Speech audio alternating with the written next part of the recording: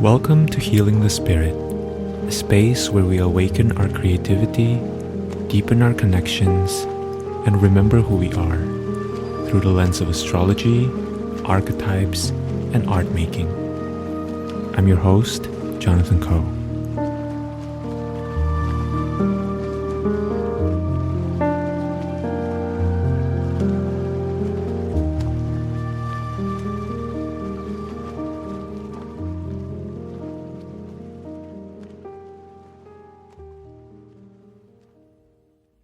Hello everyone, welcome to Healing the Spirit.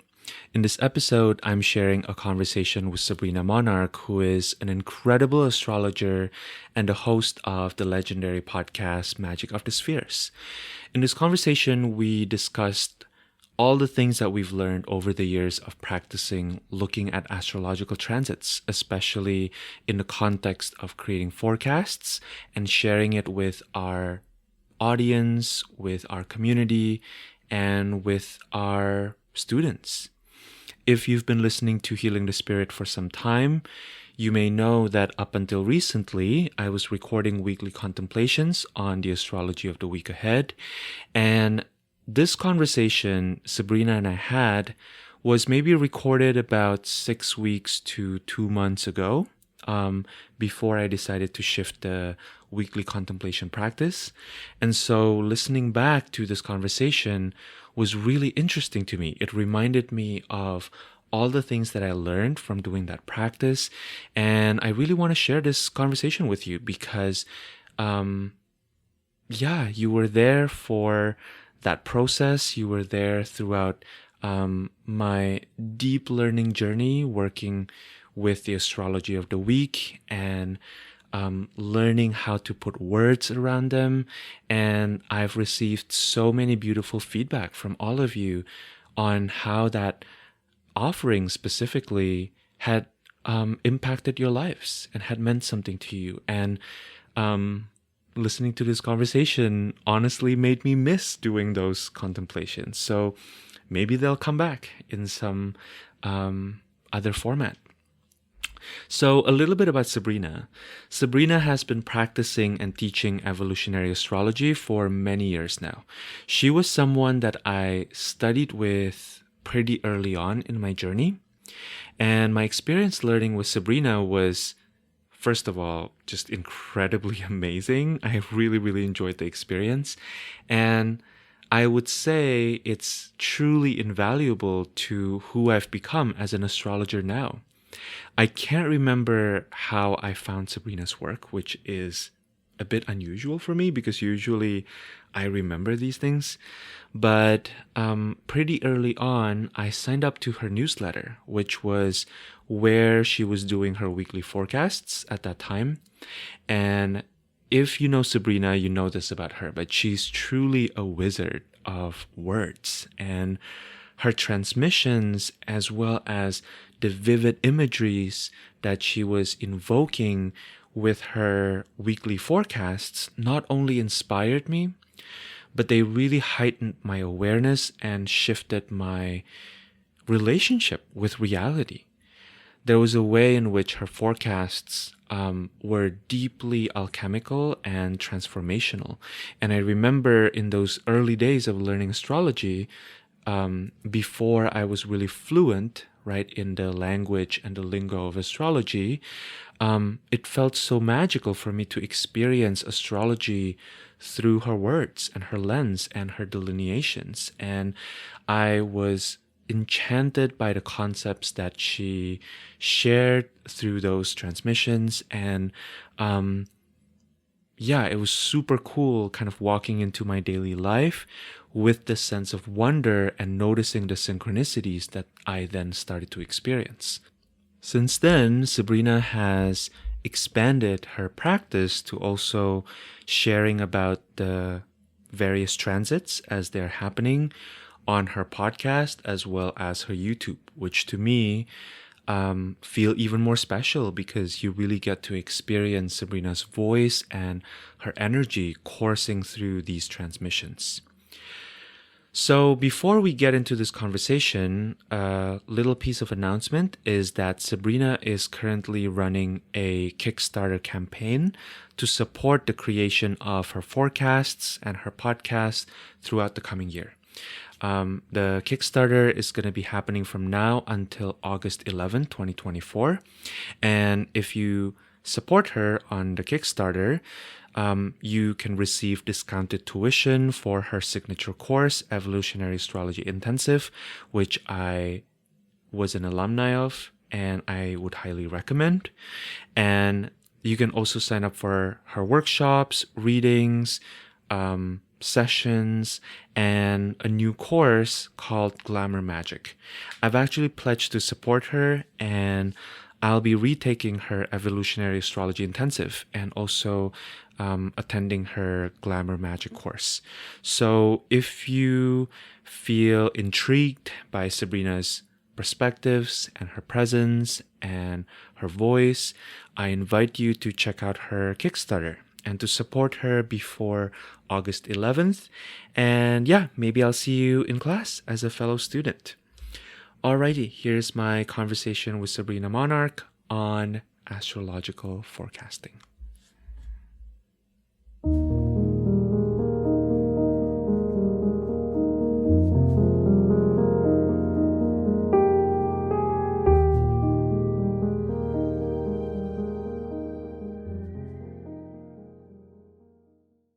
Hey everyone, this is Sabrina Monarch here with Jonathan Coe.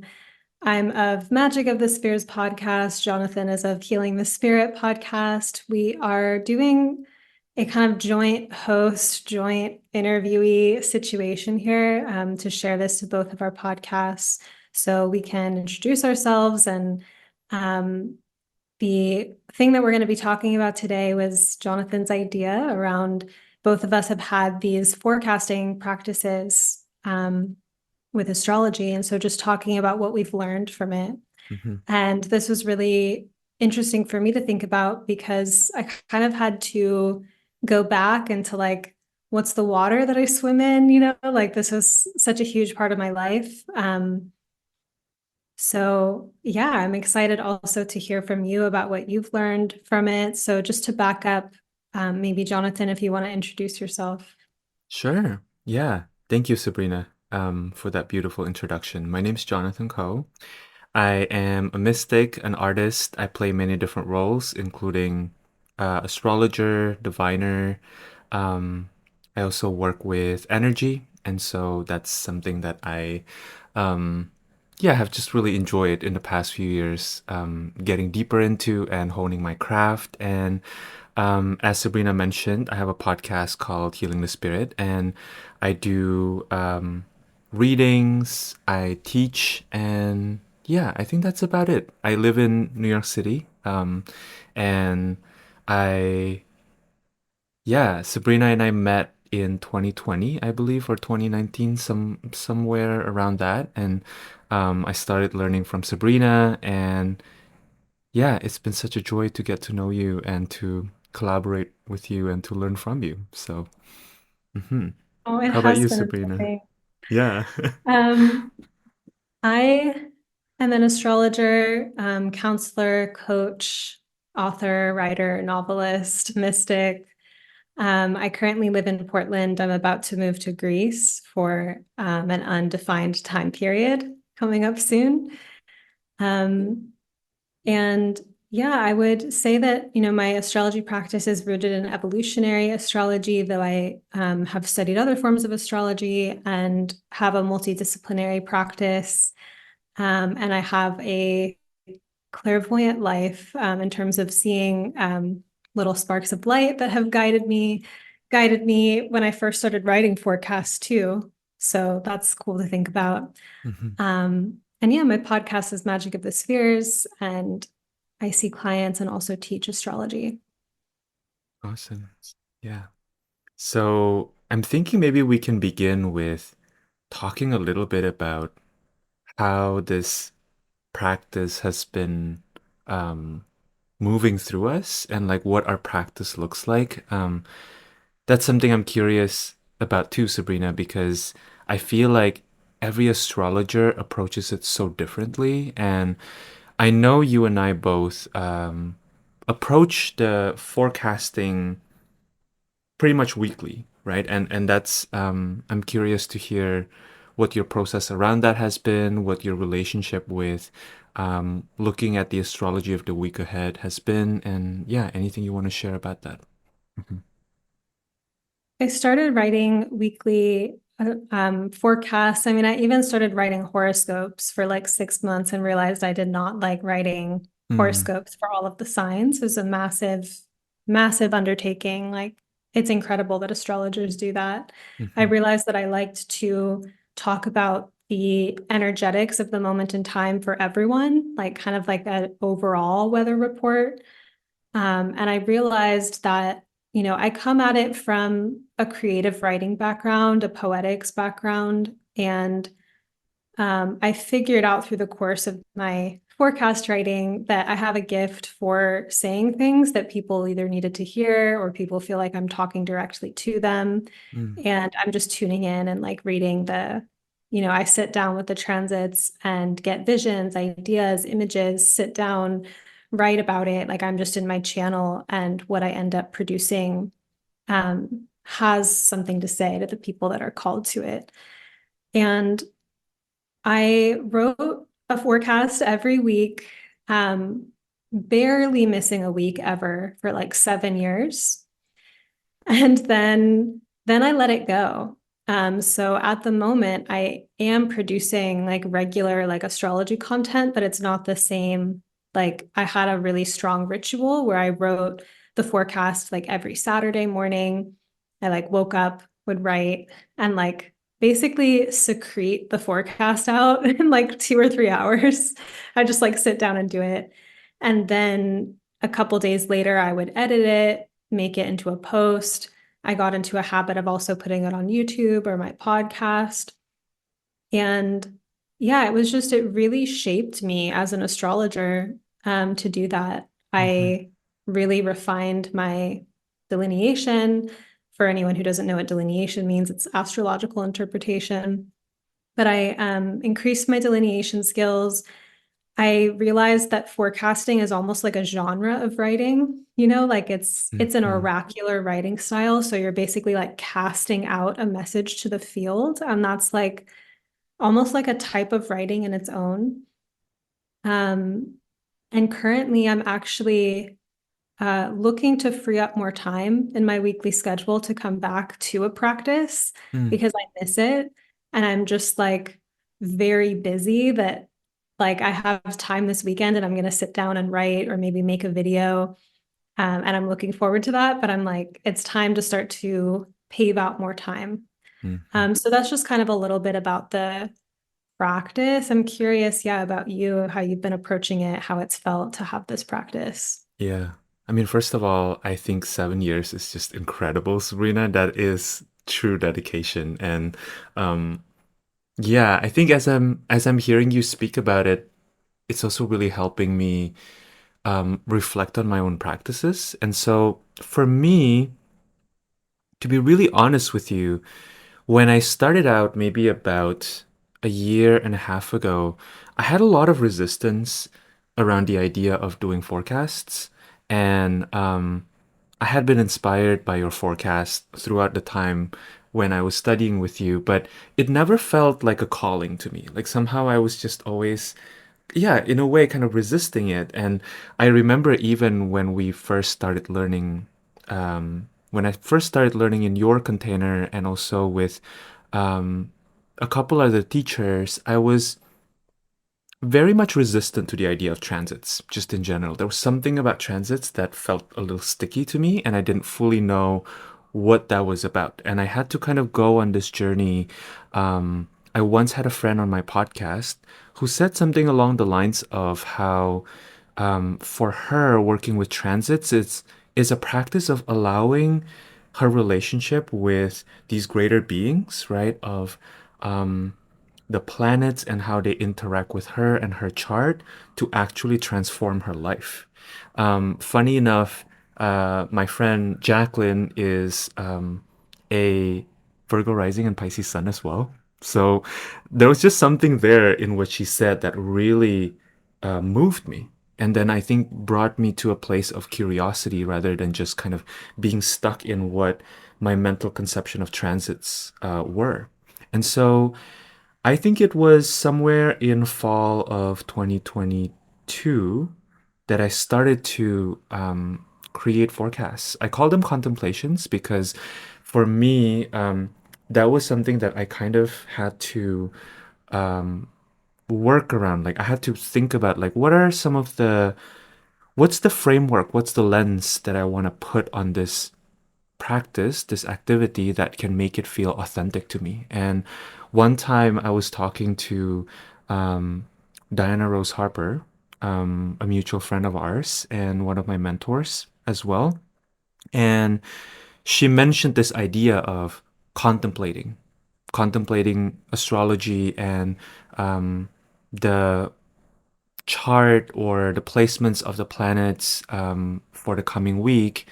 And I was really moved by that again. Like there was just kind of this feeling within me that was like, oh yeah, I can do that.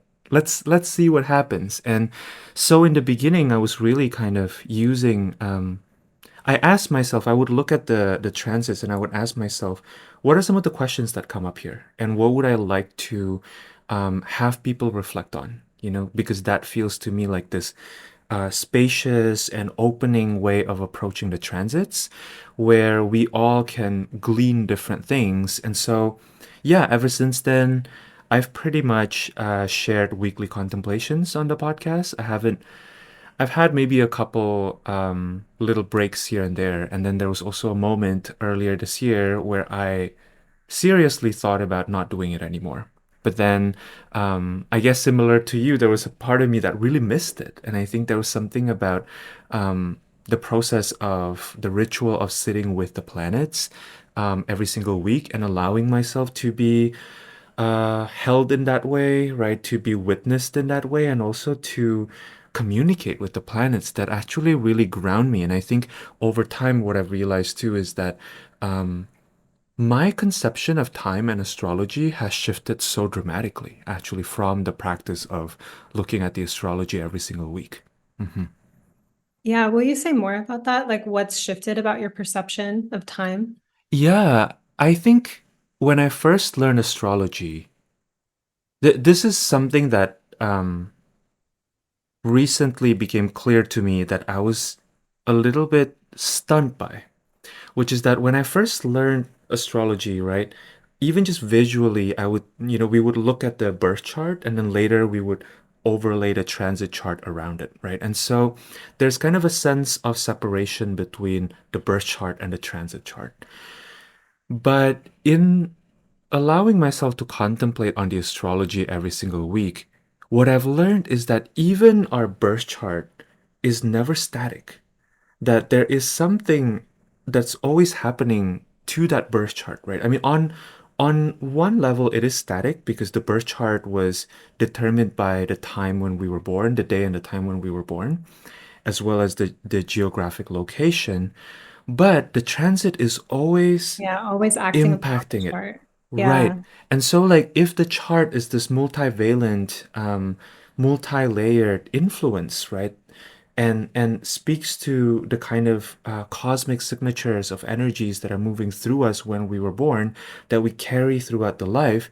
Um, Different pieces of it kind of come online at different parts of our journey, right? And also, on top of transits, there's also progressions, right? And so the birth chart is always so dynamic. And I think that's something that I recently became really aware of. And I was creating a workshop on Venus and Aquarius, actually. And something that came to me as a download was even if someone didn't have Venus and Aquarius in their natal chart, right? So when they were born, Venus was not in Aquarius.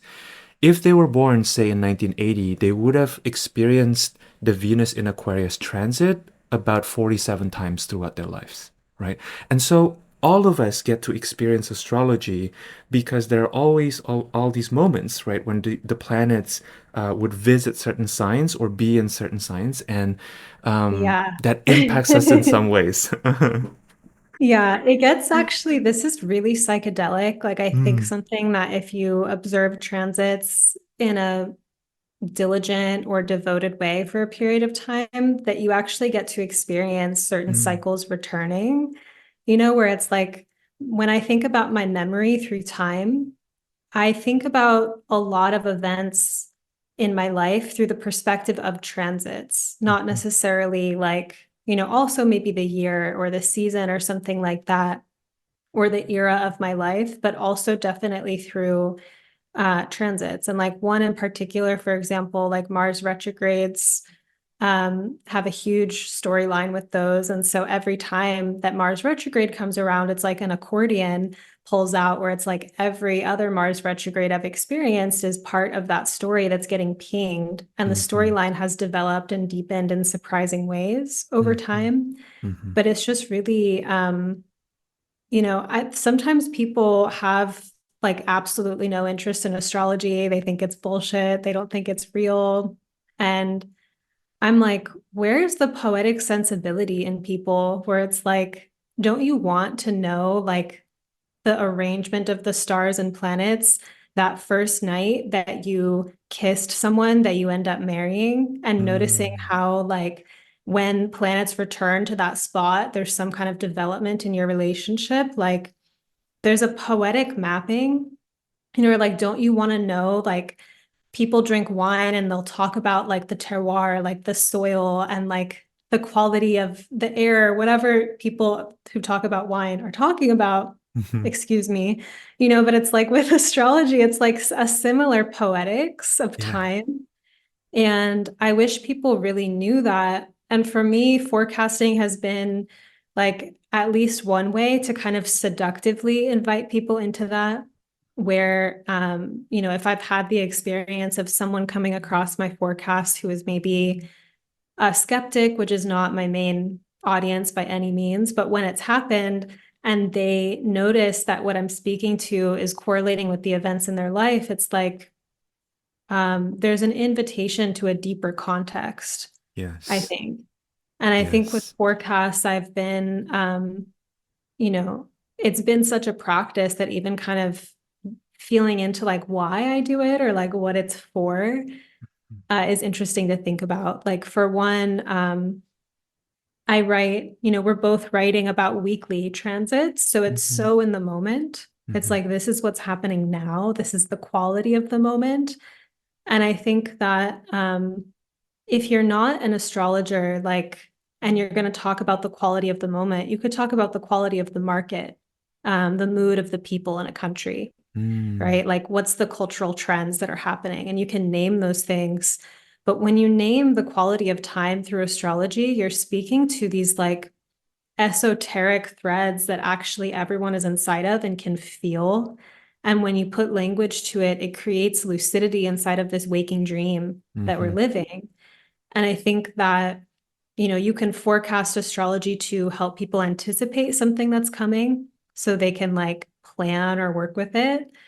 But I've personally loved talking about just like now, what's happening mhm, now, like Mercury in the first house for me, like reporting on like the moment, like this is what the zeitgeist is like this week. mhm, Um, mhm, and that people find it useful, not necessarily because they're tuning in to like figure out how to be the most competent, perfect human that avoids all the weather storms and like harnesses the transits perfectly this week or whatever. It's like tuning into what happens when we become aware and lucid in a moment, like it opens things. So there's like a subtle attunement to the flow mhm, of life that I think people actually feel in their emotional bodies as some kind of like eureka moment or connection or excitement or aliveness or validation. Right. mm, Like I um mostly don't tune into a forecast. Like when I've tuned into yours, they have this beautiful like energy work and um absolutely love it. I don't listen to forecasts that often because I'm writing them. And Mm-hmm. sometimes it's just a thing where it's like I have to be in my own channel. Mm-hmm. But when I'm in the flow of life, when a lot is happening and I'm not tuning into the astrology because I'm taking a moment, when I tune into forecasts at that time, I am enlivened. Like I feel so seen and validated, or like my experience makes sense at a deeper register. And that Mm. pleasure, that aliveness that I feel from tuning into other astrologers who have that, um, reminds me why I do it. Even if I Yes. can't see it every week that I'm forecasting, because it's just business as usual for me. Mm-hmm. Mm-hmm. Yeah. Yeah. Ooh, there are so many things coming up for me right now. One is, I think it's so interesting to notice too. Similarly to you, I feel like once I started doing it weekly, it's a lot harder for me to want to do it, want to tune into other astrologers doing it. But I definitely tune into yours every now and again. And what I've noticed is how interesting it is that sometimes we could be looking at the same thing but have such different experiences based on who we are as people, right? And there's kind of a subjective quality to time, which I think in the materialist, modernist perspective is often dismissed. But the reality is none of us are living the same lives, right? Like even when I think about, for example, my partner, right, who basically lives in my vicinity and we see each other all the time, we are not living the same lives, you know? We are not seeing the same things, we are not experiencing the same things. So I feel like forecasts are such beautiful um pathways into seeing like the world of Sabrina. You know, like what is Sabrina thinking about? Like what's going on in her mind? And um it also is very relational because I think there's something about being with the planets and talking about the planets and what the planets kind of bring up for us that is beyond beyond our conception of ourselves, right? Maybe if we want to use a more commonly understood terms, it's beyond the ego, right? Beyond the personality structure of the person. And so something that also came up as you were speaking was for me, what's fascinating about doing forecasts or looking at the astrology of the week ahead is I tend to see things that I probably wouldn't have otherwise seen. There's something about allowing the process of, because I'm sure, you know, as someone who tunes into energy, who has an Akashic practice, I also can just open up the records and just channel whatever I get from there, right? That's, I think, one pathway. But what I've, the reason why for me, looking at the astrology of the week ahead continues to be so interesting is because it continues to show me things that I wouldn't have otherwise seen. There's something about how cultivating that constant devotional practice with the planets that also begins to show you aspects of reality that you would otherwise have missed. Hmm.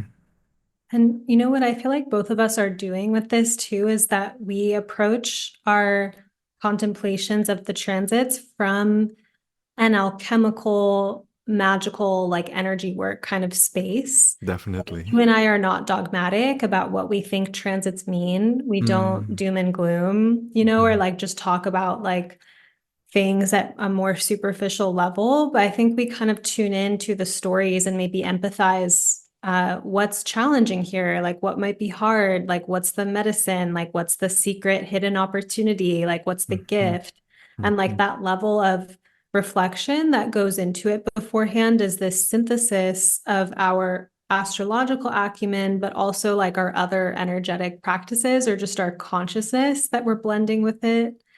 And mm, I think that that's, part of working with astrology that maybe is like the gift of actually having one's own astrology practice, where it's like you can know the template of the archetypes and like kind of the technique and how to put things together, but you actually get to have your own interpretive voice. And I think both of us are just like not mm, limited in our thinking. I think we like to really like expand the possibilities in our thinking. And Mm-hmm. so we'll look at a transit, but just like open it in these ways that Mm. I think is what makes it like magical to tune into our forecasts, Yeah. really. Yeah. I'm curious if this is an experience you've had too, Serena. Sometimes I look at the astrology of the week ahead, and my first instinct is simply to delineate it, to be like, okay, this is what this is bringing up, right? This is what the energetics feel like, and then try to put words around it. But then there are other times where there's almost like a trickster or maybe more like shamanic alchemical perspective coming in of like, oh, I'm aware that this transit might bring this up, but I'm being called to talk about something that maybe is at the other end of the spectrum or something that's like medicinal for the collective that feels like Yeah, an adjustment. Yeah, I'm curious to hear about your experience with that. I totally get that. And I Hmm. think that this is part of there's so many layers to this, actually. Like when you proposed this topic, and I was like sitting with my thoughts, like one of the things that came up was just like, how do I relate to my audience? Like, what do I Mm. think about my audience? And Mm. there was something to, that's always been part of it for me where I didn't want to water down my voice. Mhm. I will loop back, like there is a connection here. There's a little tangent. Um, I didn't want to water down my voice. I had these really poetic, like sophisticated, penetrating ideas. And I was like, the right people will hear it. Mm. But inside of that, it's like sometimes I think there's a voice of like, the advice columnist or the astrologer. I'm not thinking of anyone in particular, by the way. It's not a burn at anyone, but like this kind of almost like acting like the world is full of like little like sheeple that you have to herd, or it's Mm. like I am the wise one and here's, all these like confused people. I'm gonna like give them the gospel or whatever, And I was like, I'm Yes. just not gonna play into that. Mm. So when looking at the transits, I can definitely interpret them from multiple valences. Like I Mm. could see how the transit would be hard for people that like have not that much consciousness, like people that are really in conventional lives and mindsets. And I'm Mhm. not really talking to them. Mm. Like I'm talking to people that are like highly conscious, like intricate, maybe more complex in their thinking. And so I'm already kind of going at that level of like, I'm not trying to be like appealable to the masses or to Mm. people with short attention spans or whatever Yeah. projections people have about how you should write to, go viral or whatever. But inside of that, it's like sometimes the thing that I like really want to share or like what I'm seeing, um, there's just something about like how I speak to people through my forecast, like kind of assuming that they are like intelligent, competent, enchanted people. Mhm. And so Mhm. when I'm empathizing with the problems that they may be having, there's some way of going about it where it's like I'm not infantilizing my audience and at the same time, like what's actually really hard? Like what is so challenging for me that I'm like brought to my knees by it? Like what is Mm. my, like speaking to a level of challenge that the transits are bringing out that's Yeah. like beyond like, oh no, it's Mercury retrograde and everything's going wrong and it feels chaotic. Like, no, like let's talk about like something deeper and more psychological and whatnot. So Mhm. I've kind of realized that if I am going to tune into problems in the sky, that like I'm tuning into an intelligence level also. And Yeah. people that are really intelligent aren't like, it's not like they don't have problems or something. They're just like a different type of language or Mm. maybe things or nuances that people are thinking about. And Mhm. so I don't talk to people as though they're helpless and confused and like lost at sea and looking for an anchor. Yeah. Um, and if that was even the vibe of the transit, that people were feeling unmoored and ungrounded, I would just say that, but I Mhm. wouldn't like baby them about it. Yeah. Like, so it's just like there's something about forecasting and just kind of what's been cool about that is when I talk to people in my audience who I get a reading or become students, um, they speak at this register that's like nuanced, intelligent, and I'm like, cool, like this is the conversation I've been having out into the void and the mystery. I like Yes. spoke as though I'm talking to like lucid, magical, intelligent people, and that's who showed up. Mhm. And I just think with forecasting, it's like getting past the voice that's like some kind of like arrogant wizard that's like talking to the people that need to be herded or something like that. And I don't Yeah. know, I just have to say that, like, I don't know how relatable that would be for anyone who's tried this kind of writing, but I just think that there is that kind of voice and like that had to go immediately. Mm-hmm. Mm-hmm. Yeah. I totally know what you're talking about because I definitely feel like that's like an archetype, that archetype of the advice columnist or like the zodiac horoscope writer, who's kind of like, ooh, watch out for this, right? Like this might Yeah, the happen. sensationalization. Like that was Yeah. another thing where it's like, how do you tune into the unique moment, Mm-hmm. enchant and invite people to tune in Mm-hmm. without making claims that something that's happening is like some rare once in a lifetime thing when realistically a lot of these transits are rare and once in a lifetime events. So you can't just use that all the time. Yes. No, but it's like you can't every week be like, this is the week of the evolutionary portal. Like, you'll never be the same after this week. Like, you just can't.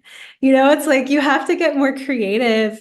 And I think it's like uh, trusting that you don't have to sensationalize or play all these gimmicks or whatever to get Mm-hmm. people to listen, Mm-hmm. even if that means that like you're not necessarily following traditional like marketing schemes to get people's Yeah. attention. Yeah. Mm-hmm. Yes. The word that was coming up for me was transactional. Like there's kind of a transactional or an extractive relationship, right? That one can cultivate with a practice like astrology when the um, orientation is to continue to be shocking or to like get people's attention, right? Where I think after having done it for some time, the reality is, oftentimes people are already picking up on it anyway, like somewhere in their psyche, right? Especially also the fact that both you and I um, are sharing it with our physical voice too and with our presence. And I think there's a certain kind of frequency that we emanate just from being Jonathan and Sabrina that probably attracts a very specific group of people, right? That we don't have to feel like we're talking to the whole world. We're really just talking to the people who are drawn to our work and who are drawn to our voices and who can stand listening to us for 40 minutes or whatever. That's something I always think about. And I'm like, okay, these people are already spending so much time and they have to nowadays we kind of believe that everything is so accessible, but the reality is someone still has to go to their app, and listen. Like they still have to click play and they sometimes still have to find your channel or whatever amidst the other channels that they subscribe to, right? And so I do think that I really love what you're saying about respecting the audience's attention, because these are real people tuning in, right? And um, for me, I always try to think about like, how can I make this worth their while? Like, not in a way that's trying to um, like appease to the audience or anything like that, but I'm really talking about it from an artistic perspective, right? Like I want something that's interesting to me, interesting enough to me, and that hopefully in me, considering what's interesting about the astrology, um, maybe it can also inspire people to I don't know, like be more attentive with their experience. I think that's what it is for me. It's about cultivating presence, right? And I remember early on in my spiritual journey, the first tool I found was mindfulness, mindful meditation, right? And this technique of just like watching your thoughts, labeling them as feelings or emotions, sensations, and after a while, I realized, wow, this practice is really, really hard. I need more sophisticated tools because just that pure presence is so hard. And so for me, I guess my astrology week ahead has turned into a practice of um, cultivating that deep presence, right? If I know what I'm looking at, or at least this astrologer that I'm listening to, for example, if I'm tuning into you, is sharing something maybe about Saturn and Pisces, as I go about my daily reality, I allow a certain language or pathway for my daily reality to talk to me, right? And that to me is the definition of presence, right? Mm-hmm. Yeah, I think there's something here for like anyone listening who offers a kind of service. Like this is a energetic of service, basically, where like when you are a channel of some kind, the universe is going to give you more because you're channeling. Like, Mm-hmm. and so knowing that like I mean, both of us started forecasting at some level of feeling confident in ourselves as astrologers, but we like became better astrologers through doing it too. Mm-hmm. It wasn't like having to be a certain type of ready. You Mm-hmm. just show up and you're in that presence or you're cultivating that, and the craft shapes you. Definitely. And I think that this happens for anyone coming up with an offering of some kind, is that like your life and like phenomena around you will start to conspire to help you do that. Mm. And that's not always, I mean, it's very pleasant and magical in some ways, but it also means that you work through some stuff, you work through some resistances or challenges or initiations for it. Mm-hmm. Um, but what you're speaking to about presence and just how basically this practice like allowed you to sharpen that and like be in that practice and offer it, like it just seemed like there's an energetic there of because it's being directed towards service, like because it's going somewhere, there's an expansion that Mm. comes with it. Mm-hmm. I just felt Mm-hmm. that was important to highlight.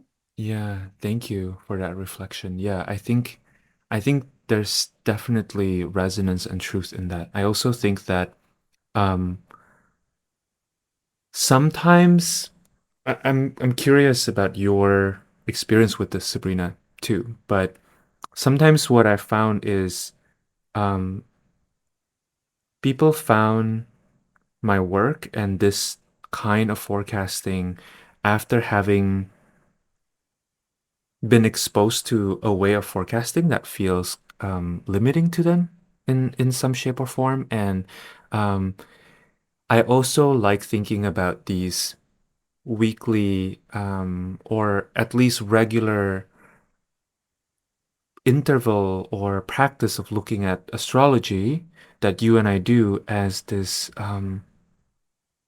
The word that's coming up for me is reclaiming the imaginative sight, right? And the archetypal sight. Like basically there's something about this kind of offering that helps one reclaim their own ability to see magic in their mundane reality.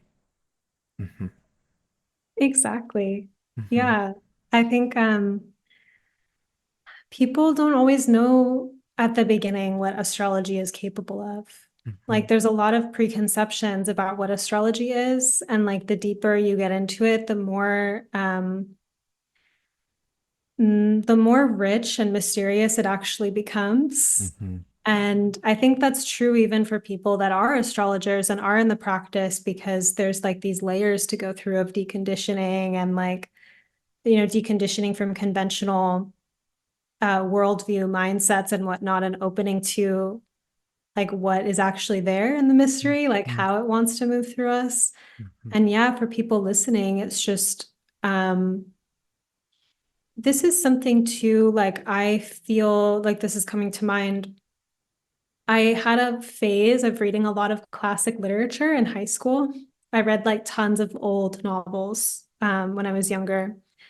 And I was really enchanted by how they could spend like a whole paragraph talking about the scene, the Hmm. imagery, or a person's facial expressions, because these were pieces of writing that preceded, they like came before film and photography. So people were actually painting with their words. And I don't think people do that as much anymore. I don't think that's like where writing is. Mm, collectively in the same, like, not that some people don't, but I think that when you are talking about a moment, mm, a day, what the moon is doing, what's happening during a week, not everyone has the vocabulary or the technique to actually really paint a complex portrait of the quality of that moment. And when you offer that to people and they receive the transmission of that, life becomes brighter, more vivid, like more full of magic, um, because it was simply pointed to. Like mm, language points to things. Thank God we're Mercury and Pisces because we're like literally like designed to like articulate ineffable, invisible things. mhm, But once you mhm, point to it, it becomes visible for the person that's perceiving it and following the pointing to what's being pointed to, and it makes something that was from the mystery become demystified in a way that still is magical. mhm. Um, Absolutely. I yeah. think something about the demystification process too. I don't think that I quite understood when I started my journey into astrology and all these practices, what demystification actually does. Because to me, demystification doesn't actually take away from the richness of that mystery, but rather helps you feel less scared of going into it. Right. And the deeper you go into it and the more you kind of give yourself permission to shape what that mystery looks like, the more you get to enjoy what the mystery has to offer you. Because, even if you and I are looking at the same quote unquote mystery, we will be led to different things, right? That mystery will lead us to different places because we have different instruments, right? Like we're riding different vehicles in this lifetime. Yeah, Yeah. that's a great point.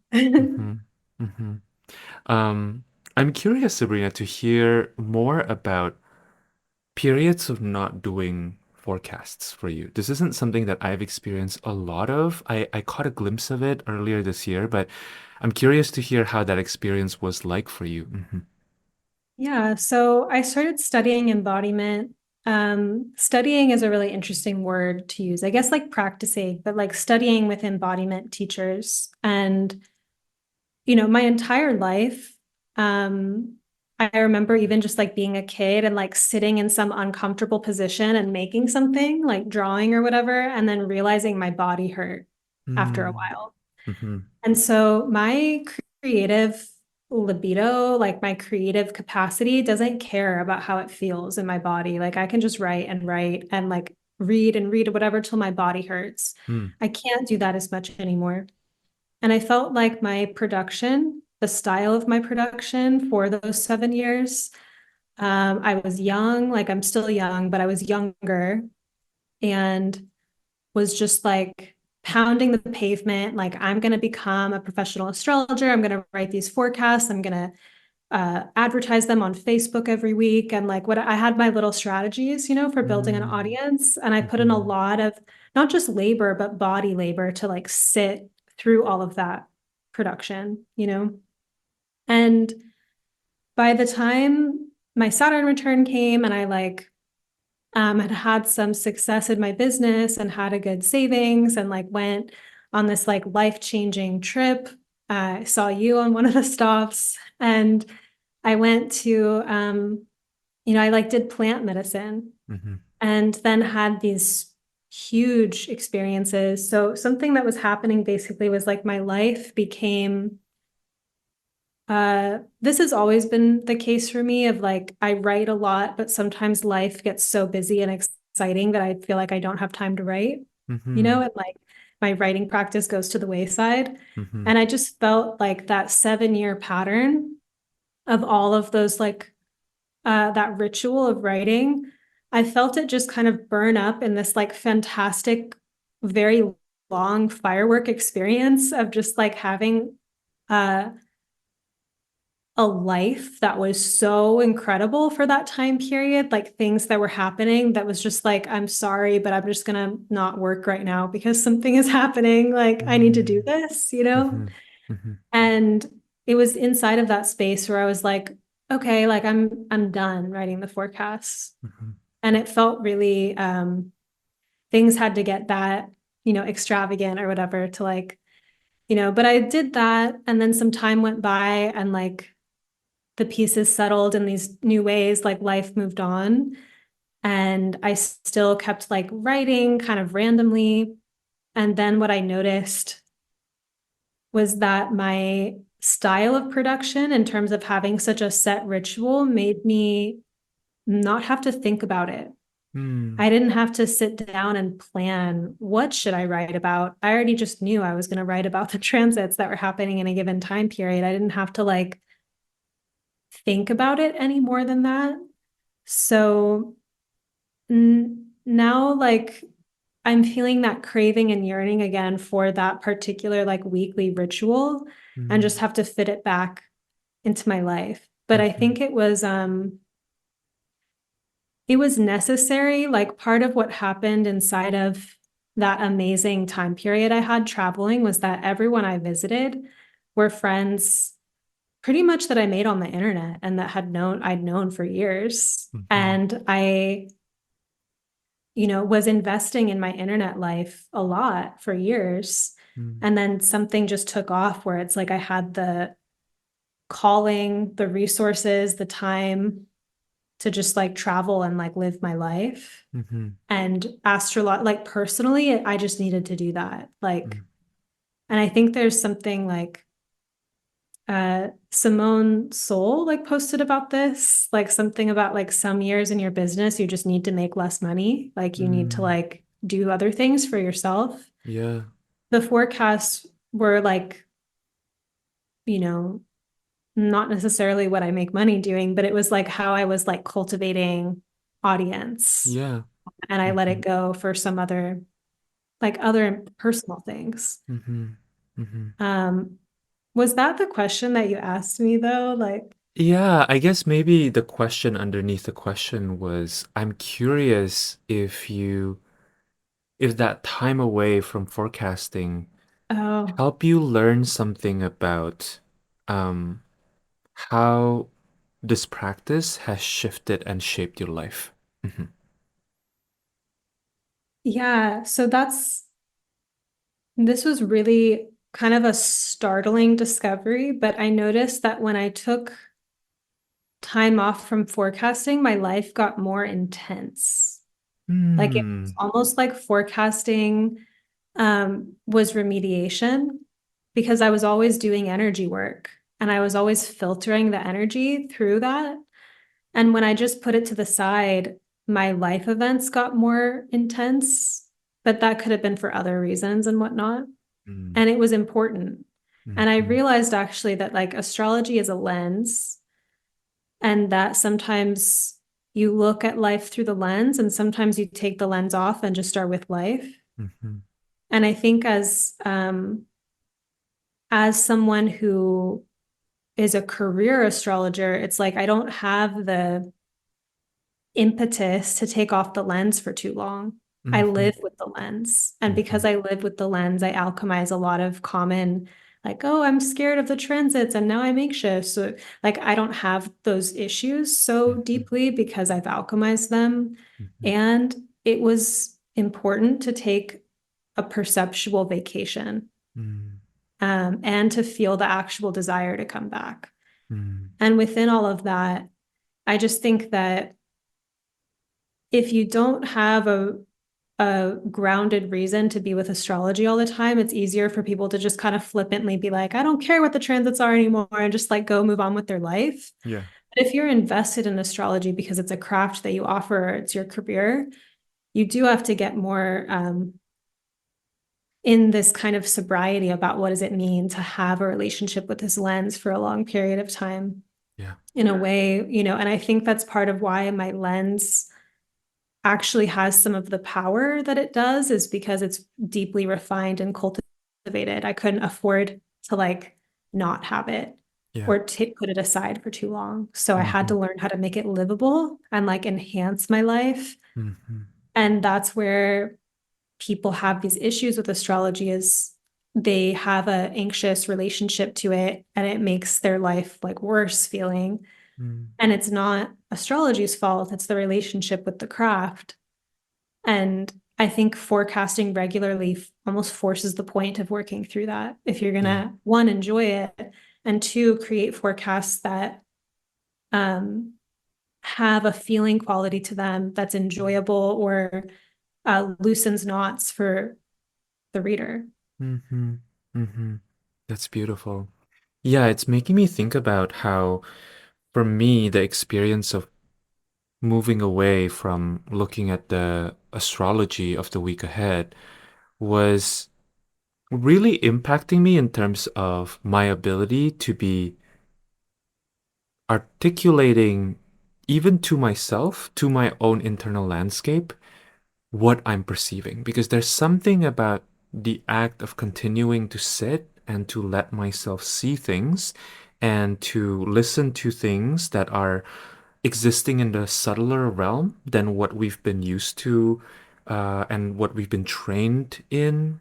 When we go to school, for example, right, as children, we were taught that this is a pencil, this is an eraser, right? But we're not really taught how to notice when Saturn appears in our lives, right? Or when Mars appears in our lives. And so what I notice is that because these skills were skills that I believe they're really innate, right? Like I think a lot of people have the ability to see these symbols in their lives and to make sense of it, right? Carl Jung talks about synchronicity. This is something that you don't have to have a magical practice, from the perspective of like magical practices being astrology or tarot, right? To be able to notice synchronicity. Like, I think most people I talk to have noticed or have the ability to pick up on synchronicities all the time. But the process of actually sitting down and looking at the astrology paradoxically has really helped me um, name what it is that I'm seeing and name what it is that I'm perceiving. And in so doing, similar to what you're saying, I think in very subtle ways, these abilities to tune into and see subtler realms help us also calibrate subtle mechanics within our reality, right? And um, yeah, I noticed that for me, the period of taking a break was coincided with a certain level of I was moving through some transformation, and I was moving through, along with that transformation, there was a feeling of the dark night of the soul a little bit. And it's interesting because I've noticed this with other practices too, right? The moment I feel activated, my first go to was to let go of my practice, as if there was something wrong with my practice. But sooner or later, I realized that actually the practice really gave something to me. And there was also a very mental process that I tend to really get into when I'm in those moments where I'm like, oh, I shouldn't be looking at the astrology. I should be doing more of this like shadow work. But actually, astrology really supports doing some of those shadow works, I think. hmm And they're not separate, they're like one and the same. So I think for me, when I took a break, I also learned that actually astrology, as you said, is this lens that I can then use to assist with and facilitate all these other practices and realizations that I'm having in my life. hmm I am like, my whole cells, like my body is just like lighting up. This is a really thrilling conversation, just how much insight is being cultivated from it. Like Mm-hmm. this is something that, yeah, when you first asked this, I was like, wow, I have to really think about this thing in my life. And Mm-hmm. something I want to add around the lens part is that I'm in a ceremonial container of Carla's, and we had to get out like a prop to represent like uh our fortress, like which in this meant like a part of us that mm, is like where we're maybe, I mean, there's lots of different ways that this archetype could show up, but it could be like a way that you're really competent and skilled and therefore like keep the world out because you have this like Mm, ego structure. yes. And so I thought about my crystal ball and I was like, yeah, like that's one way that I could like hide behind, like I'm magical or I have this sight, you know? So I had my crystal ball out. It had been in the closet. Go figure, whatever. So it was out. And then one night I lit a candle next to it and I had no idea. I did not know that a fire next to the crystal ball would literally just start a fire on the wall next to it. So it wasn't a big fire, but it like seared, it was like burning the wall. And Whoa. so, I moved it. No, no fire hazard and whatever. But it was interesting because I was like, I like sat with that. I was like, this is really interesting. Because Mm, in the ceremony, I did a lot of different things in this last year to like dismantle parts of my ego, the part of me that wants to be special, the part of me that thinks I'm special for what I'm good at, like all of that. So any part of me that was like, I'm a mystic and I like have penetrating sight, it was like, lay that at the altar, you know? But I do that. And then the crystal ball reveals to me this new power that you can create a fire through it. wow. And then, and I think as I sat with that image, because to me, like that happened outside of ceremony, but it felt like part of ceremony in my life Mm-hmm. was Mm-hmm. the lens is power. Mm, Like the way that I interact with my life because of astrology is so much deeper. Like there's something that the lens, the crystal ball is also a magnifying, it's like it magnifies and like shows all these different kaleidoscopic patterns and whatnot when you look through it. yeah. Um, and I think that having a forecasting practice and just like that's the training, right? It's Mm, like the training, the offering, but you're starting to see how you can just say it's any other week. Or you can look at this highly developed, powerful lens of a refined, cultivated astrology practice, and the week sharpens mm-hmm. and grows more fiery or whatever, like gets amplified. Um, and that really shifted things for me, like just that Mm, awareness of like what the lens actually is. mm-hmm. Mm-hmm. Yeah. Yeah, it's making me want to like get that weekly forecast schedule back and going, Mm-hmm. But I have to say, I'm also just remembering that I went to you, I had a reading with you during this time where I wasn't forecasting. Mm, And I remember telling you, I was like, I feel like I'm like raw dogging like life. Like I don't have any fucking like thing that's making any of this like filter easier. yeah. I remember that language with you. And I also remember um the energy work that you hold, like, you know, really powerful, really potent. And Mm, this thing too of like, yeah, we're both astrologers, but we're also like all these other things. multi-hyphenates. Yeah. Yeah. And so energy work, being an energy worker and astrologer, there's this really interesting synthesis that happens. I agree. I love this. I almost think there's a word that was coming to me earlier. Um, I feel like this crystal ball analogy um, parallel is so powerful, Sabrina. And I think you also just helped me understand why in the beginning I was scared of doing this practice or looking at transits in general, because there can be a sense, especially when you're new to mystical practices, that I shouldn't have access to this. You know, this is too intense. Like, I am not sure I can hold it in my body, right? And I think that's an initiation that um, people have to move through, like in general. It's so funny, like, even thinking about my own life, you brought up energy work.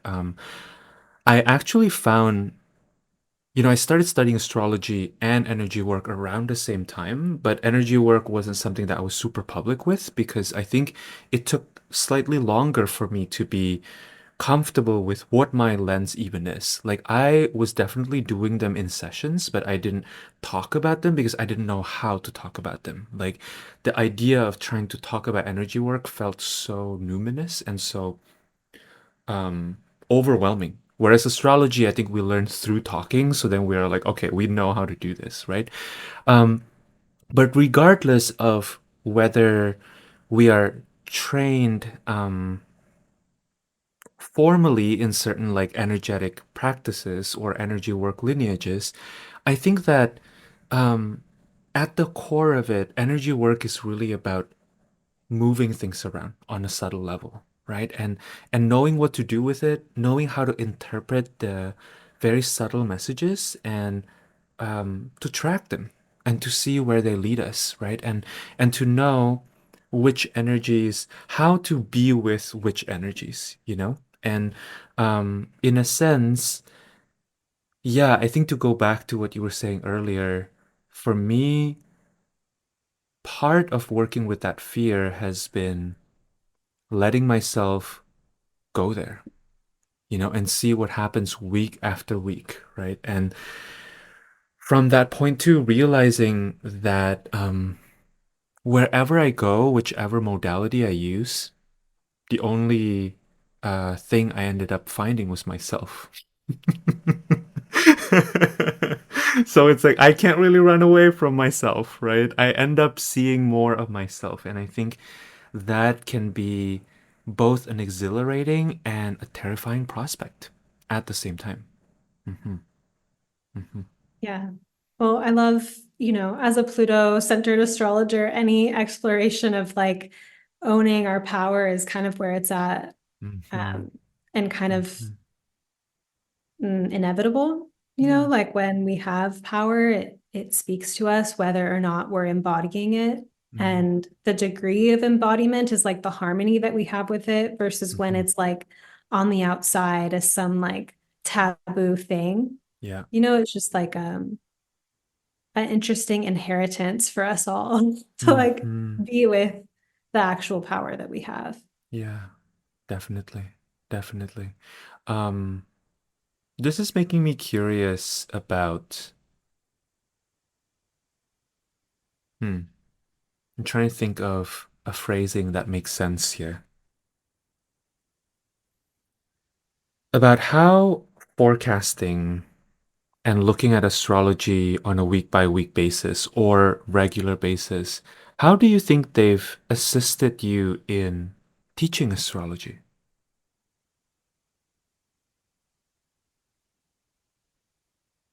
Hmm. I think like I started teaching because my forecasts had traction. And it was Mm-hmm. like this idea of telling my audience, like, hey, what if I teach you how to see this for yourself Mm-hmm. instead of Mm-hmm. having to go through my interpretations? Mm-hmm. You know, like in some sense, like I'll pass the candle, like I'm offering you a transmission, but then you can like have the tools to see for yourself. Mm-hmm. Um, so I think it was rooted in that, Mm-hmm. like teaching emerged from, I would forecast, like as an original strategy in some sense of like, I'm an astrologer, this is what I think I can do, or like this is the training I'm giving myself. But I think with teaching, and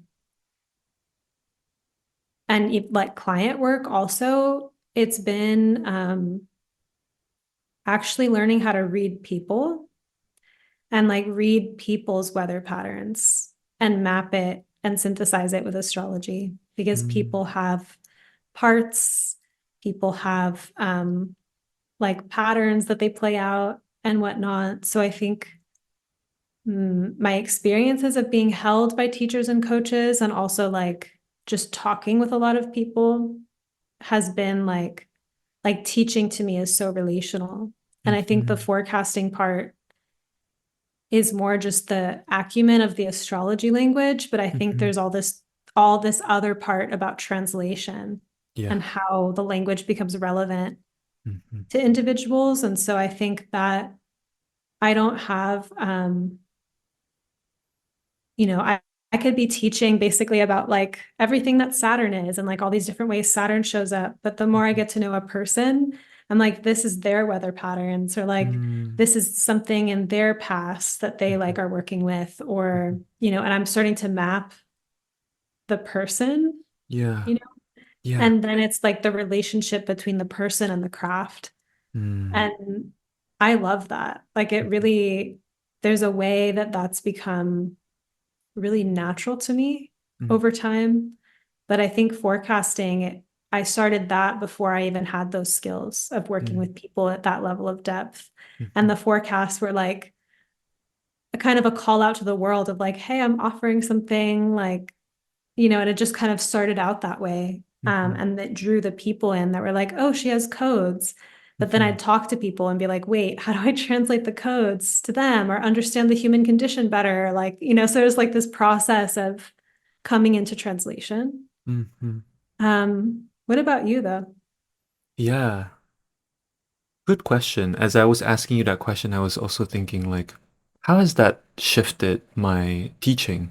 I think for me, it's like I'm seeing it maybe more as a as an analogy, right? Like there's a difference between um you know, going up the mountain and like seeing the sage, right? If we think of the planets as these beings that hold these wisdoms, right? Like to me, when I was first learning astrology and learning about the archetypes or reading Cosmos and Psyche, for example, the experience was kind of like, okay, I'm going to like Pluto's bedroom now. We're gonna talk to them, right? And like consciously go there. Whereas transit is more like they're coming to my house. And like how do I prepare for that? How do I be with the fact that, like, for example, right now I'm in deep contemplation of Pluto um impacting my natal Venus, because Pluto is currently transiting through my natal Venus. And so um that's a very different experience than me opening up a book and reading about Pluto, right? I get to see Pluto in real life. And so I think the way that maybe it's impacted my practice of teaching is that it's made me much more aware. Doing these weekly contemplations on my podcast has made me much more aware of how the planets will talk to different people differently.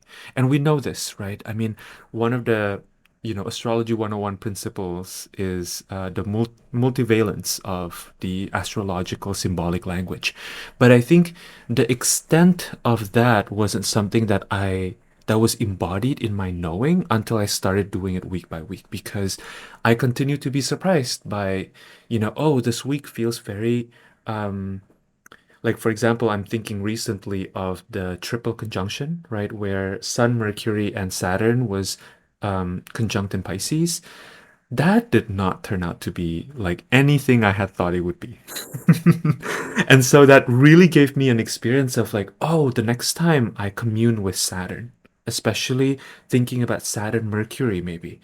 Um, that would give me a very different embodied experience and transmission, but also very aware of how that would probably land differently. And I think maybe what I will say in conclusion is, for me, I learned to surrender that as I'm teaching, the people who are attending or listening to that teaching will receive whatever they receive. I can't really control it, you know? I Yeah. can I can only speak from my experience, but as I'm transmitting my experience, something else will happen for them. Like there's something inherently so right-brained about astrology Yeah, like we're that, not even just offering these concrete things. It's like it yeah, is a transmission, it is a frequency, and like where that takes exactly. people is, yeah, You can't control it. Yeah. no. Um, how do you feel, Jonathan? Like we might be, since we're on each other's podcast, we could both take a moment just to like share how people can find us if they're not already on Yeah. our channel. Hmm. Yeah. Yeah. So I think the probably the most consistent way to find me would be through my podcast, actually, Healing the Spirit. It's where I show up most regularly and most consistently, I would say. Um, Yeah, and I also have conversations, which is always fun. So the podcast now is, every Monday I would share these weekly contemplations, and then every Thursday or Friday, usually I share conversations. Um, and yeah, I do readings. I teach, although my teaching schedule is very emergent. I'm currently still figuring out like how I want to teach and in which capacity. So yeah, I think maybe the best way to follow me would be through my podcast or my newsletter. hmm hmm How about you, Hmm. Sabrina? Um, I think the best ways are also my podcast, Magic of the Spheres, or my YouTube channel, Sabrina Monarch. hmm I have all these different channels actually. I'm trying to figure out if I'm going to consolidate and focus, but definitely I feel like the podcast and YouTube is where I find new people. So that mm excites me the most. hmm hmm But also, my mailing list is a great way to stay in touch. The evolutionary astrology intensive that I'm teaching, it'll be the 14th run of it. I've been teaching it for some years now. Whoa. hmm Yeah. And it's a cauldron, it gets deeper every time.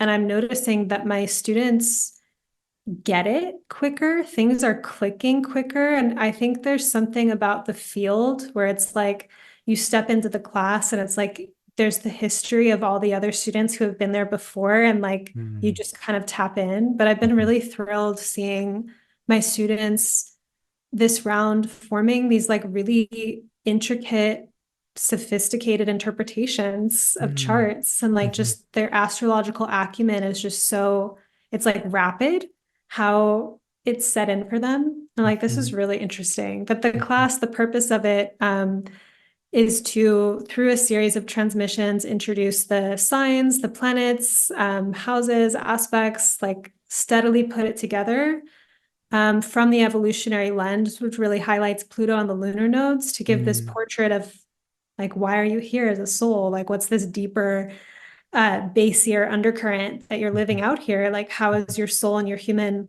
How are they getting along? Like, what's the challenge here? What, like, all of those kinds of practices, or like, I say practice, I meant like it's an interpretation, but it is a living practice hmm too, like how to apply it.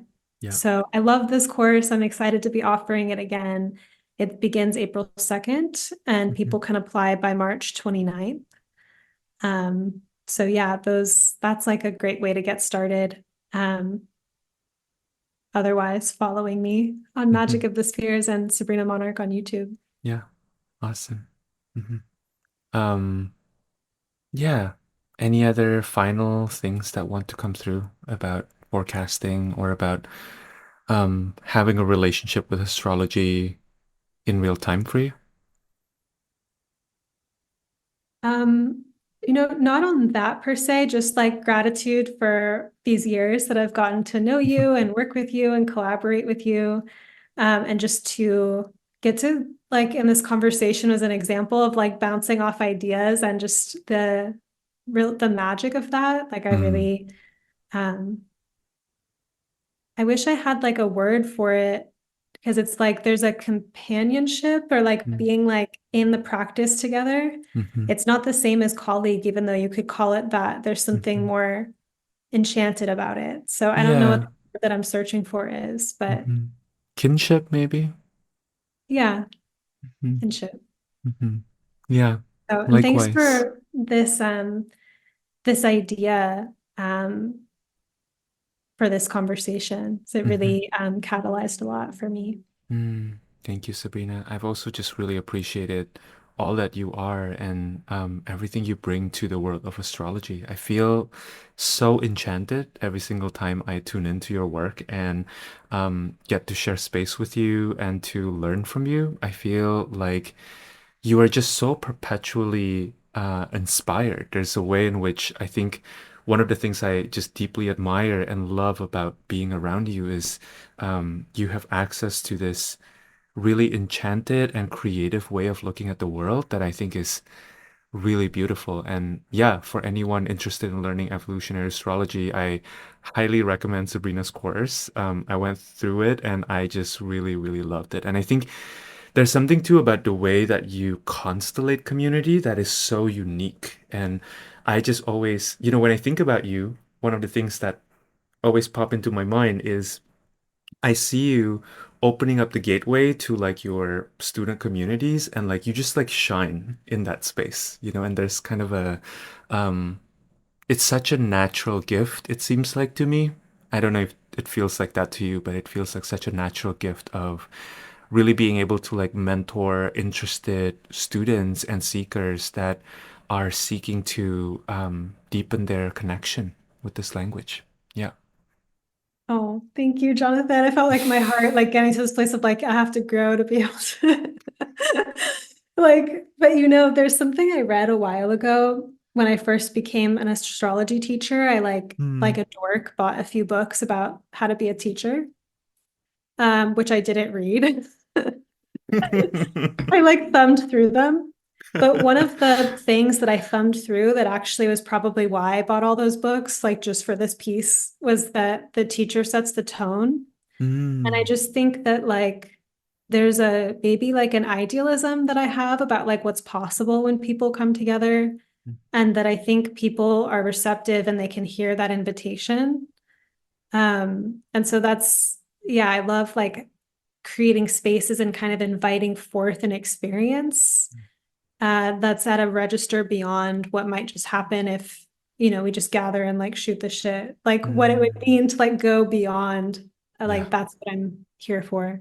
Yeah. Um, and yeah, it's thrilling to meet people that find the podcast and like resonate with it. And then we just like go deeper into astrology together. Like I Mhm. love it. Yeah. Like, yeah. Anything else that you want to add? Hmm.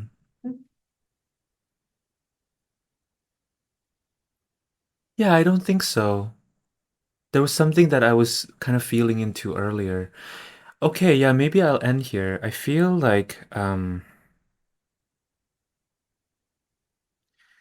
I don't know, maybe this is only relevant to a certain group of people, but I do feel like there has to be people out there who are learning astrology who are a little bit like me, earlier on in my journey where maybe looking at transits felt uneasy or scary or anything like that. And I think what I will say to that is um,